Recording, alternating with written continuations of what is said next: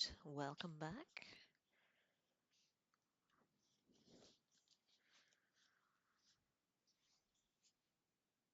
We'll do the last couple of chapters of that of Slaughter next week. I hope to finish it off. Maybe I'll do it on Saturday. But for now, sure, we'll do another chapter of Harry Potter. Not far away from the end. Just a couple more to go. Harry Potter and the Half-Blood Prince. Obviously J.K. Rowling, the author of it. And we continue chapter 24. Sectum Sempra.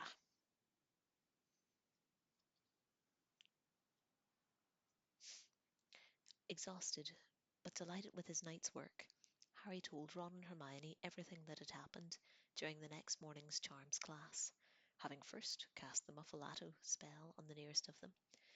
They were both satisfyingly impressed by the way he had wheedled the memory out of Slughorn, and positively awed when he told them about Voldemort's Horcruxes and Dumbledore's promise to take Harry along, should he find another one. "Wow," said Ron, when Harry had finally finished telling them everything. Ron was waving his wand very vaguely in the direction of the ceiling, without paying the slightest bit of attention to what he was doing.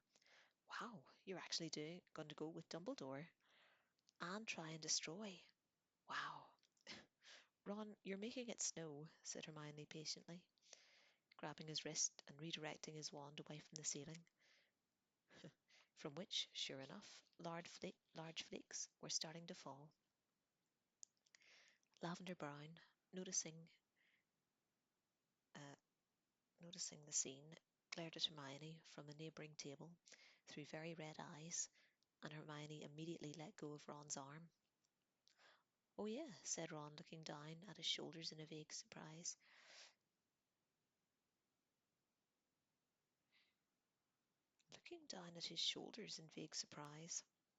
"Sorry, it looks like we've all got horrible dandruff now." He brushed some of the snow from Hermione's shoulder. Lavender burst into tears. Ron looked immensely guilty and turned his back on her. "We split up," he told Harry out of the corner of his mouth, "last night when she saw me coming out of the dormitory with Hermione. Obviously she didn't see you, so she thought it was just the two of us." "Ah," said Harry. "Well, you don't mind it's over, do you?" "No," Ron admitted. "It was pretty bad while she was yelling, but at least I don't have to finish it." "Card," said Hermione, although she looked amused. "Well, it was a bad night for romance all around. Ginny and Dean split up too." Harry thought there was a rather knowing look in her eye as she had told him that, but she could not possibly know that his insides were suddenly dancing the conga. Keeping his face as immobile and his voice as indifferent as he could, he asked, "How come?" "Oh, something really silly. She said he was always trying to help her climb through the portrait hole, like she couldn't climb in herself, but it had been a bit rocky for ages." Harry glanced over at Dean, and on the other side of the classroom he certainly looked unhappy. "Of course, it's put you in a bit of a dilemma, doesn't it?" said Hermione. What do you mean?" said Harry quickly. "The Quidditch team," said Hermione. "If Ginny and Dean aren't speaking—" "Oh, yeah," said Harry. "Flitwick," said Ron in a warning tone, and the tiny little charms master was bobbing his way towards them, and Hermione was the only one who had managed to turn vinegar into wine. Her glass flask was almost full of deep crimson liquid, whereas the contents of Harry and Ron's were still murky brown. Now, boys," squeaked Professor Flitwick reproachfully. "A little less talk, a little more action. Let me see you try." Together they raised their wands, concentrating with all their might, pointing them at their flasks. Harry's vinegar turned to ice. Ron's flask exploded. "Yes, for homework," said Professor Flitwick, re-emerging from under the table and pulling shards of glass out of the top of his hat. "Practice." They had one of their rare, free, joint periods after charms, and walked to the common room together. Ron seemed to be positively light-hearted about the end of his relationship with Lavender, and Hermione seemed cheery too, although, when asked what she was grinning about, she simply said, "It's a nice day." Neither of them seemed to have noticed that a fierce battle was raging inside Harry's brain. She's Ron's sister, but she's ditched Dean. But she's still Ron's sister. I'm his best mate. That'll make it worse. If I talk to him first, he'd hit you. What if I don't care? He's your best mate. Harry barely noticed that they were climbing through the portrait hole into the sunny common room, and only vaguely registered the small group of seventh years clustered together there until Hermione cried, "Kitty, you're back. Are you okay?" Harry started. It was indeed Kitty Bell, looking completely healthy, surrounded by her jubilant friends. "I'm really well," she said happily. "They let me out of St. Mungo's on Monday. I had a couple of days home with Mum and Dad, and then I came back here this morning. Leanne was just telling me about McLagan and the last match, Harry." "Yeah," said Harry. "Well, now you're back and Ron's fit, we'll have a decent chance of thrashing Ravenclaw, which means we could be in the running for the cup. Listen, Katie." He tried to put the question to her at once. His curiosity even drove Ginny temporarily from his brain. He dropped his voice, and Katie's friends started gathering up their things. Apparently they were late for Transfiguration. "That necklace, can you remember who gave it to you now?" "No," said Katie, shaking her head ruefully. "Everyone's been asking me, but I haven't got a clue. The last thing I remember was walking into the ladies in the three broomsticks." "You definitely went into the bathroom then," said Hermione. "Well, I know I pushed the door open," said Katie. "So I suppose whoever imperiorized me was standing just behind it. After that, my memory's blank until 2 weeks ago in St. Mungo's. Listen, I better go. I wouldn't put it past McGonagall to give me lines, even if it is my first day back." She caught up her bag and books and hurried after her friends, leaving Harry, Ron, and Hermione to sit down at a window table and ponder what she told them. "It must have been a girl or a woman who gave Katie the necklace," said Hermione, "to be in the ladies' bathroom." "Or someone who looked like a girl or a woman," said Harry. "Don't forget, there was a cauldron full of polyjuice, and I know some of it got stolen." In his mind's eye, he watched a parade of Crabbe and Goyle walk past, all transform into girls. "I think I'm going to take another swig of Felix," said Harry. "Have a go at the Room of Requirement again." "That would be a complete waste of potion," said Hermione flatly, putting down her copy of Spellman's syllabary. Syllabary she had just taken out of her bag. "Luck can only get you so far, Harry. The situation with Slughorn was different. You always had the ability to persuade him. You just needed a tweak in the circumstances a bit. Lucky isn't enough to get you through a powerful enchantment, though. Don't waste the rest of that potion. You need all the luck you can get if Dumbledore takes you along with him." She dropped her voice to a whisper. "Couldn't we get some more?" Ron asked Harry, ignoring Hermione. "It'd be great to have a stock of it. Have a look in the book." Harry pulled out his copy of Advanced Potion Making and looked up Felix Felicis. "Blimey, it's seriously complicated," he said, running an eye down the list of ingredients. "And it takes 6 months." "You've got to let it stew." "Typical," said Ron. Harry was about to put his book away when he noticed the corner of the page folded down. Turning to it, he saw the Sectum Sempra spell, captioned "For Enemies," that he'd marked a few weeks previously. He still had not found out what it did, mainly because he didn't want to test it out around Hermione. But he was considering trying it out on McLagan next time he came up behind him unawares. The only person who was not particularly pleased to see Katie Bell back at school was Dean Thomas, because he would be no longer required to fill her place as a chaser. He took the blow stoically, even when Harry told him, merely grunting and shrugging, but Harry had the distinct feeling, as he walked away, that Dean and Seamus were muttering mutinously behind his back. The following fortnight saw the best Quidditch practices Harry had ever known as captain. The team was so pleased to be rid of McLagan and so glad to have Kitty back that they were flying extremely well. Dean did not seem to be upset at all about the breakup. On the contrary, she was the life and soul of the team. Her imitations of Ron anxiously bobbing up and down in front of the goalposts as the quaffle sped towards him, or of Harry bellowing orders at McLagan before being knocked out cold, kept them all highly amused. Harry, laughing with the others, was glad to have an innocent reason to look at Ginny. He had received several more bludger injuries during practice because he had not been keeping his eyes on the snitch. The battle still raged inside his head. Ginny or Ron? Sometimes he thought about the post-lavender Ron. He might not mind too much that he and Ginny was going out, but then he remembered Ron's expression when he'd seen her kissing Dean, and he was sure that Ron would consider it base treachery if Harry so much as held her hand. Yet Harry could not help talking to Ginny or laughing with her, walking back from practice with her. However much his conscience ached, he found himself wondering how best to get her on her own.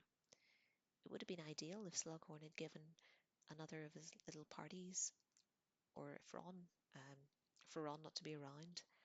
But unfortunately, Slughorn seemed to have given up on them. Once or twice, Harry considered asking Hermione for help, but he did not think that uh, he would he could stand seeing the smug look on her face. He caught it sometimes when Hermione spotted him staring at Ginny or laughing at her jokes. And to complicate matters, he had the nagging worry that if he didn't do it, somebody else was going to ask Ginny out soon. He and Ron were at least agreed on the fact that she was too popular for her own good. Brief pause. I'm going to turn on that light. 2 seconds. Look at Nimbus. What's he doing?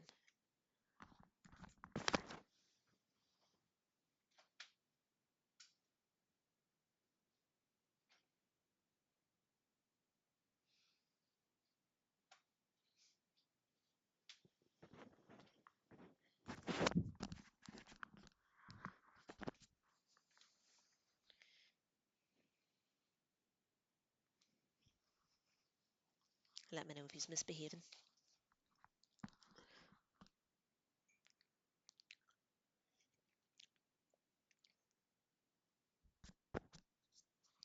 All in all, the temptation to take another gulp of Felix Felicis was becoming stronger by the day. Surely this was a case for, as Hermione put it, tweaking the circumstances. The balmy day slid gently through May, and Ron seemed to be here at Harry's shoulder every time he saw Ginny. Harry found himself longing for a stroke of luck that would somehow cause Ron to realise that nothing would make him happier than his best friend and his sister falling for each other, and to leave them alone for longer than a few seconds. There seemed to be no chance of either, while the final Quidditch game of the season was looming. Ron wanted to talk tactics with Harry all the time, and had little thought for anything else. Ron was not unique in this respect. Interest in the Gryffindor-Ravenclaw game was running extremely high throughout the school, for the match would decide the championship, which was still wide open. If Gryffindor beat Ravenclaw by a margin of 300 points, a tall order, and yet Harry had never known his team to fly better, then they would win the championship. If they won by less than 300 points, they would come second to Ravenclaw. If they lost by 100 points, they would be third behind Hufflepuff, and if they lost by more than 100, they would be fourth place, and nobody, Harry thought, would ever let him forget that he had been the one who had captained Gryffindor during their first bottom-of-the-table defeat in 2 centuries. In the run-up to the critical match, uh, it had all the usual features. Members of rival houses attempting to intimidate the opposing teams in the corridors, unpleasant chants about individual players being rehearsed loudly as they passed, the team members themselves either swaggering around, enjoying all the attention, or else dashing into the bathrooms between classes to throw up. Somehow the game had become inextricably linked in Harry's mind with the success or failure of his plans for Ginny. He could not help feeling that if he won by more than 300 points, the scenes of euphoria and a nice loud after-match party might be just as good as a hearty swig of Felix Felicis. In the midst of all his preoccupations, Harry had not forgotten his other ambition, finding out what Malfoy was up to in that room of requirement. He was still checking the Marauder's map, and, as often as he was unable to locate Malfoy on it, deduced that Malfoy was still spending plenty of time within the room. Although Harry was losing hope that he'd ever succeed in getting inside the room, he attempted, whenever he was in the vicinity, no matter how he reworded the request, the wall remained firmly doorless. A few more days before the match against Ravenclaw, Harry found himself down to dinner, alone in the common room. Ron having rushed off to a nearby bathroom to throw up yet again, and Hermione having dashed off to see Professor Victor about a mistake she thought she might have made in her last arithmetic essay. More out of habit than anything, Harry made his usual detour to the seventh floor corridor, checking the Marauder's map as he went. For a moment he could not find Malfoy anywhere, and assumed he must indeed be in the room of requirement again. But then he saw Malfoy's tiny, labelled dot standing in a boys' bathroom, and the floor below accompanied by, not Crabbe or Goyle, but Moaning Myrtle. Harry had only stopped staring at this unlikely coupling when he walked right into a suit of armour. The loud crash brought him out of his reverie, hurrying from the scene lest Filch should turn up. He dashed around the marble staircase and along the passageway below. Outside the bathroom, he pressed his ear to the door. He couldn't hear anything, but very quietly pushed the door open.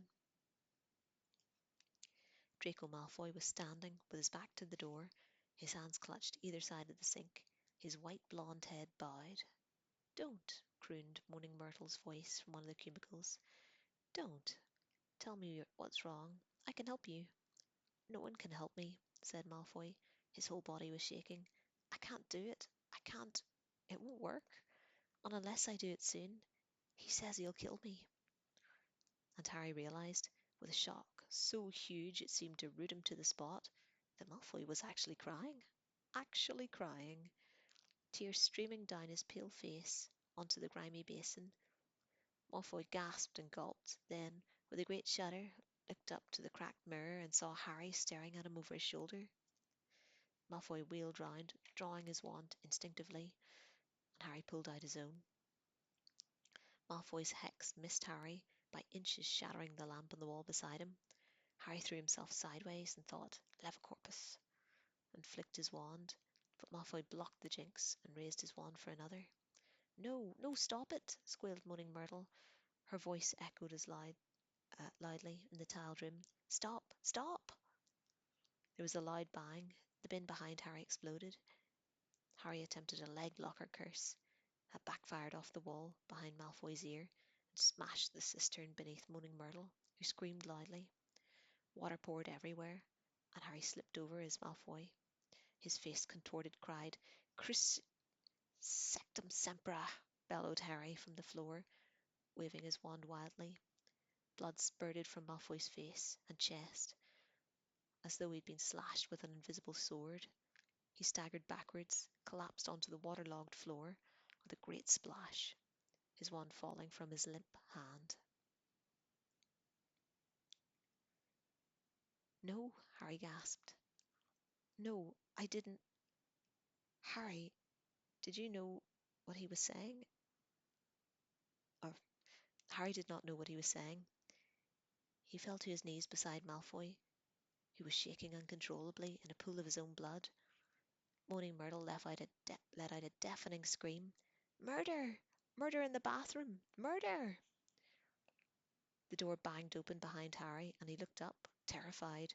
Snape burst into the room. His face was livid. Pushing Harry roughly aside, he knelt over Malfoy, drew his wand and traced over the deep wounds Harry's curse had made, muttering an incantation that sounded almost like a song.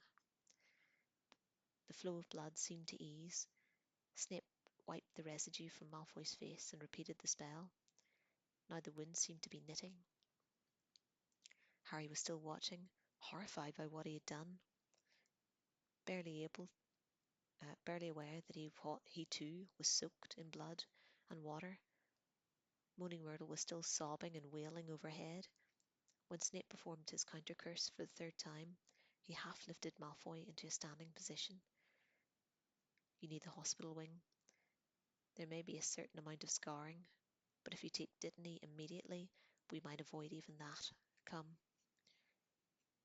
He supported Malfoy across the bathroom, turning at the door to say in a voice of cold fury, "And you, Potter, you wait here for me." It did not occur to Harry for a second to disobey. He stood up slowly, shaking, and looked down at the wet floor. There were bloodstains floating like crimson flowers across its surface. He could not even find it in himself to tell Moaning Myrtle to be quiet, as she continued to wail and sob, with increasing evident enjoyment. Snape returned 10 minutes later. He stepped into the bathroom and closed the door behind him. "Go," he said to Myrtle, and she slipped back into her toilet at once, leaving a ringing silence behind her. "I didn't mean it to happen," said Harry at once. His voice echoed in the cold, watery space. "I didn't know what the spell did." But Snape ignored this. "Apparently, I underestimated you, Potter," he said quietly. "Who would have thought you knew such dark magic? Who taught you that spell?" "I read about it somewhere." "Where?" "It was in a library book," Harry invented wildly. "I can't remember what it was called." "Liar," said Snape. His voice went dry. He knew what Snape was going to do, and he wouldn't even be able to prevent it. The bathroom seemed to shiver before his eyes. He struggled to block out all thought, and try as he might, the Half-Blood Prince's copy of Advanced Potion Making swam hazily to the forefront of his mind. And then he was staring at Snape again, in the midst of his wrecked, soaked bathroom. He stared into Snape's black eyes, hoping against hope that Snape had not seen what he had feared, but "Bring me your school bag," said Snape softly, "and all your school books, all of them. Bring them to me, here, now." There was no point in arguing. Harry turned at once and splashed out of the bathroom. Once in the corridor, he broke into a run. Gryffindor Tower. Most people were walking the other way. They gaped at him, drenched in water and blood, but he answered none of their questions as they fired at them at him as he ran past. He felt stunned. It was as though a beloved pet had turned suddenly savage. What had the prince been thinking to copy such a spell into his book? And what would happen when Snape saw it? Would he tell Slughorn? Harry's stomach churned.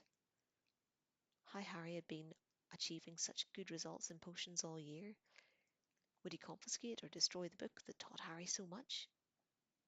The book that had become a kind of guide and friend? Harry could not let it happen.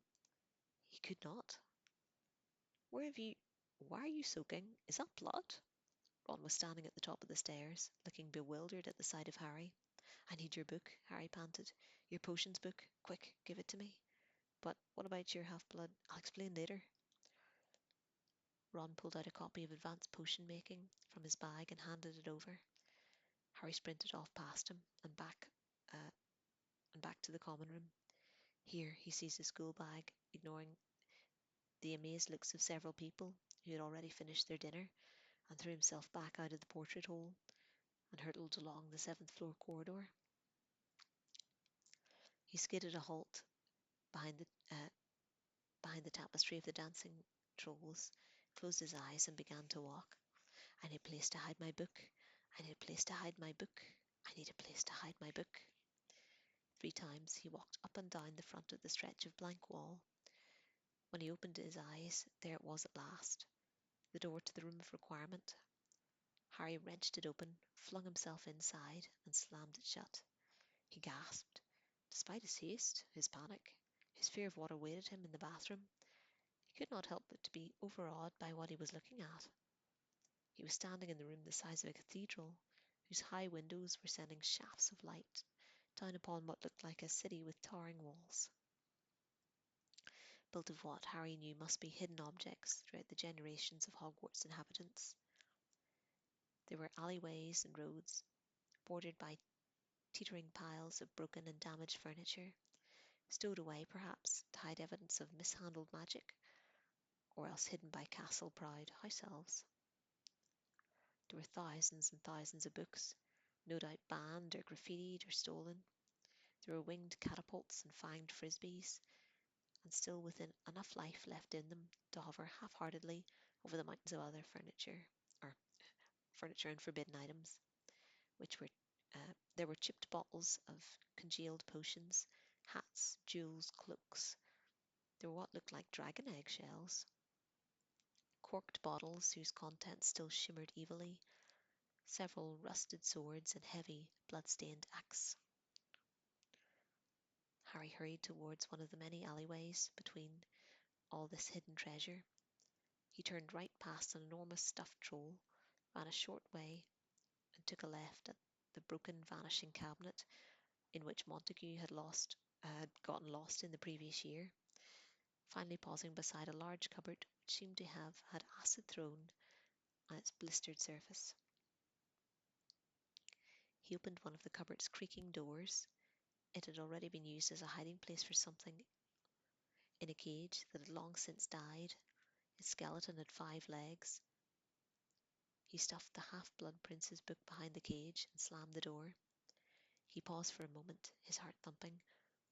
Horribly, he gazed around the clutter.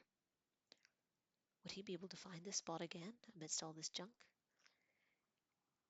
Seizing the chipped bust of the ugly old warlock from the top of the nearby crate, he stood it on the cupboard where the book was now hidden, perched on a dusty old wig and a tarnished tiara on the statue's head to make it more distinctive, then sprinted back through the alleyways of hidden junk as fast as he could go.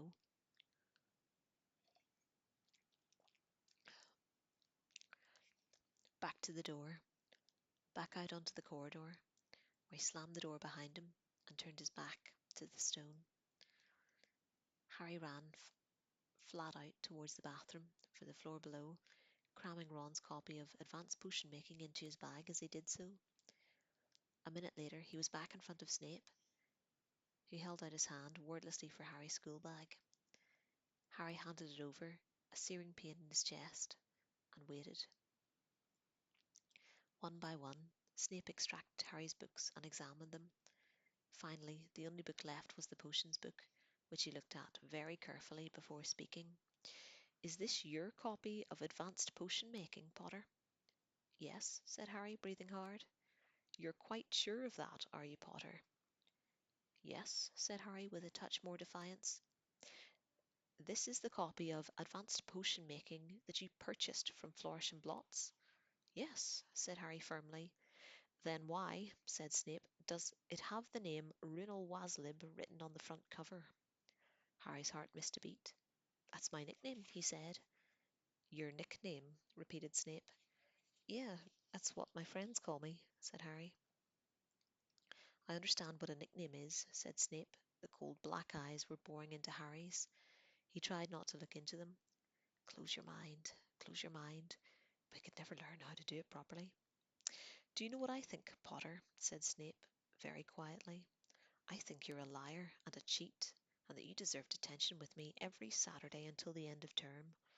What do you think, Potter?" I don't agree, sir," said Harry, refusing to look at Snape's eyes. "We'll see how you feel after your detention," said Snape. 10 o'clock, Saturday morning, Potter, my office." "But, sir," said Harry, looking up desperately. "Quidditch, the match of the—" "10 o'clock," whispered Snape, with a smile that showed his yellow teeth. "Per Gryffindor. 4th place this year, I fear." And he left the bathroom without another word, leaving Harry to stare into the cracked mirror, feeling sicker, he was sure, than Ron had ever felt in his life. "I won't say 'I told you so,'" said Hermione an hour later in the common room. "Leave it, Hermione," said Ron angrily. Harry never made it to dinner. He had no appetite at all. He had just finished telling Ron, Hermione, and Ginny what had happened. Not that there seemed to be much need. The news travelled pretty fast. Apparently Moaning Myrtle had taken it upon herself to pop up in every bathroom in the castle and tell the story. Malfoy had already been visited in the hospital wing by Pansy Parkinson, who lost no time in vilifying Harry far and wide, and Snape had told the staff precisely what had happened. Harry had already been called out of the common room to endure a 15-minute, highly unpleasant lecture in the company of Professor McGonagall, who had told him that he was lucky not to have been expelled, and she was going to support wholeheartedly Snape's punishment of detention every Saturday until the end of term. "I told you there was something wrong with that prince person," Hermione said, evidently unable to stop herself. "And I was right, wasn't I?" "No, I don't think you were," said Harry stubbornly. He was having a bad enough time without Hermione lecturing him. The looks on the Gryffindor team's faces when he had told them that he would not be able to play on Saturday had been the worst punishment of all. He could feel Ginny's eyes on him now, but he did not meet them. He did not want to see the disappointment or anger there. He had just told her that she would be playing Seeker on Saturday, and that Dean would be rejoining the team as Chaser in her place. Perhaps if they won, Ginny and Dean would make up during the post-match euphoria. When that thought went through Harry, it was like an icy knife. "Harry," said Hermione, "how can you still stick up for that book when the spell—" "Will you stop harping on about the book?" snapped Harry. "The prince only copied it out. It's not like he was advising anyone to use it. For all we know, he was making a note of something that would be used against him." "I don't believe this," said Hermione. "You're actually defending—" "I'm not defending what I did," said Harry quickly. "I wish I hadn't done it. But it's not just because I've gotten about a dozen detentions. I know you would have used that spell. Uh, you know I would have used a spell like that one. Not even on Malfoy. But you can't blame the prince to have it. He didn't have it written. Try this out. It's very good. He was just making notes for himself, wasn't he? Not for anyone else." "Are you telling me," said Hermione, "that you're going to go back and get the book?" "Yeah, I am," said Harry forcefully. "Listen, about the prince. I'd have never have won the Felix Felicis. I'd have never known how to save Ron from poisoning. I'd never have gotten the reputation for potions brilliance you don't deserve," said Hermione nastily. "Give it a rest, Hermione," said Ginny, and Harry was so amazed, so grateful he looked up. By the sound of it, Malfoy was trying to use an unforgivable curse. You should be glad Harry had something good up his sleeve. "Well, of course I'm glad Harry wasn't cursed," said Hermione, clearly stung. "But you can't but you can't call that Sectum Sempra spell good. Ginny, look where it landed him. And I'd have thought, seeing what it's done to your chances of the match—" "Don't start acting like you understand Quidditch," snapped Ginny. "You'll only embarrass yourself." Harry and Ron started. Hermione and Ginny, who had always gotten on well together, were now sitting with their arms folded, glaring in opposite directions. Ron looked nervously at Harry, and snatched up a book at random and hid behind it. Harry, however, although he knew he deserved it, felt unbelievably cheered all of a sudden, even though none of them spoke for the rest of the evening. His lightheartedness was short-lived. There were Slytherin taunts to be endured the next day, not to mention the much angrier ones from the fellow Gryffindors, who were mostly unhappy with their captain that he got himself banned from the final match of the season. By Saturday morning, whatever he might have told Hermione, Harry would have gladly exchanged all the Felix Felicis in the world to be walking down to Quidditch with Ron, Ginny, and the others. It was almost unbearable to have to turn away from the mass of students streaming out into the sunshine, all of them wearing rosettes and hats and brandishing banners and scarves, to descend the stone steps into the dungeon and walk until the distant sounds of the crowd were obliterated, knowing that he would not be able to hear a word of commentary or cheer or groan. "Ah, Potter," said Snape, when Harry had knocked on his door and entered the unpleasantly familiar office that Snape, despite teaching floors above now, had not vacated. It was as dimly lit as ever, the same slimy dead objects which are suspended in colourful potions along the walls. Ominously, there were many cobweb boxes piled on the table where Harry was clearly supposed to sit. They had an aura of tedious, hard, and pointless work about them. Mr. Filch has been looking for someone to clear out these old files, said Snape softly. There are records of other Hogwarts wrongdoers and their punishments, where the ink has grown faint or the guards have suffered damage from mice. We would like you to copy out the crimes and punishments afresh, making sure that they are in alphabetical order. Replace them in the boxes. You will not use magic.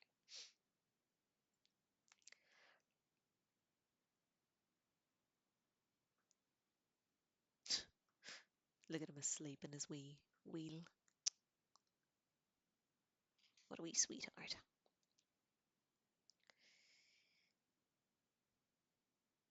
Eh, right, Professor, said Harry, with as much contempt as he could put into the last three syllables.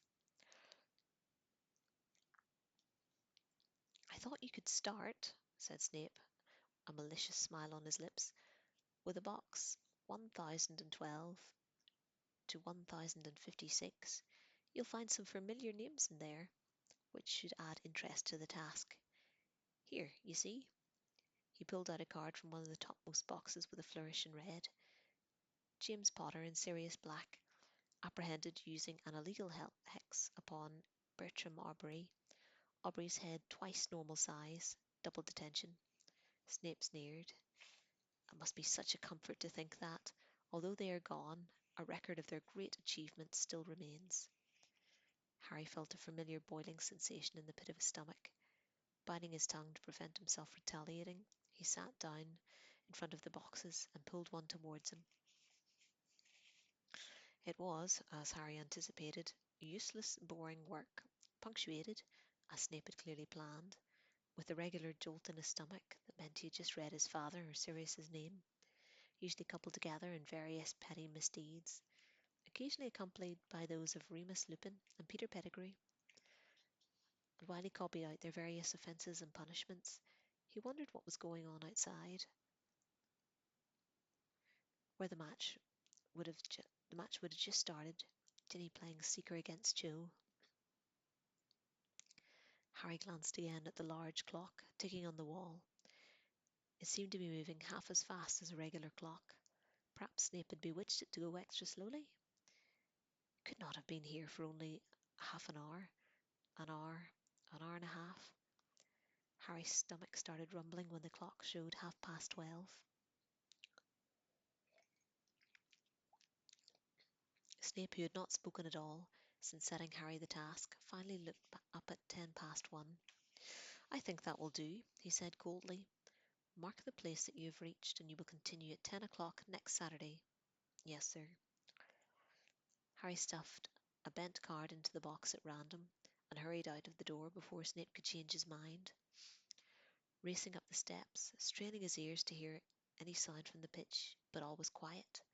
It was over. Then he hesitated outside the crowded great hall and ran up the marble staircase. Whether Gryffindor had won or lost, the team usually celebrated or commiserated in their own common room. Quid, I guess, he said tentatively to the fat lady, wondering what he would find inside. Her expression was unreadable as she replied, You'll see. And she swung forward. A roar of celebration erupted from the hole behind her. Harry gaped as people began to scream at the sight of him. Several hands pulled him into the room. We won, yelled Ron, bounding into sight and brandishing the silver cup at Harry. We won, 450 to 140. We won. Harry looked around. There was Ginny running towards him. She had a hard, blazing look in her face as she threw her arms around him, and without thinking, without planning it, without worrying about the fact that 50 people were watching, Harry kissed her. After several long moments, it might have been half an hour, possibly several sunlit days, they broke apart. The room had gone very quiet. Then several people whistled. There was an outbreak of nervous giggling. Harry looked over the top of Ginny's head to see Dean Thomas holding a shattered glass in his hand and Romilda Vane, looking as though she might throw something. Hermione was beaming, but Harry's eyes sought Ron.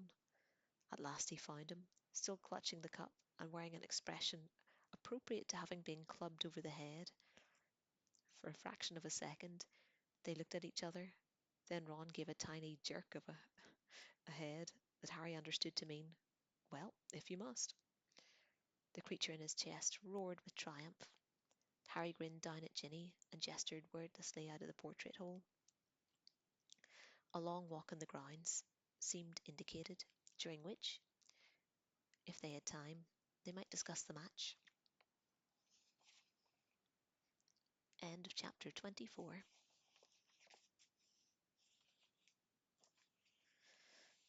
Chapter 25, but I'm going to leave it there.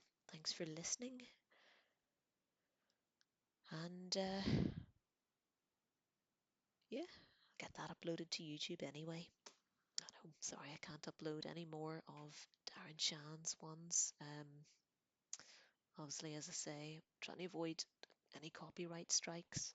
Harry Potter, luckily, J.K. Rowling opened that copyright for being read out loud to children during COVID, so parents could read to them. Um, so I'm happy to keep reading that and getting it uploaded. It is my my most popular series at the moment, I suppose, not very surprisingly. Um, so we'll be going through all the books. Might as well. And after that, we'll see. But yeah, thanks for listening.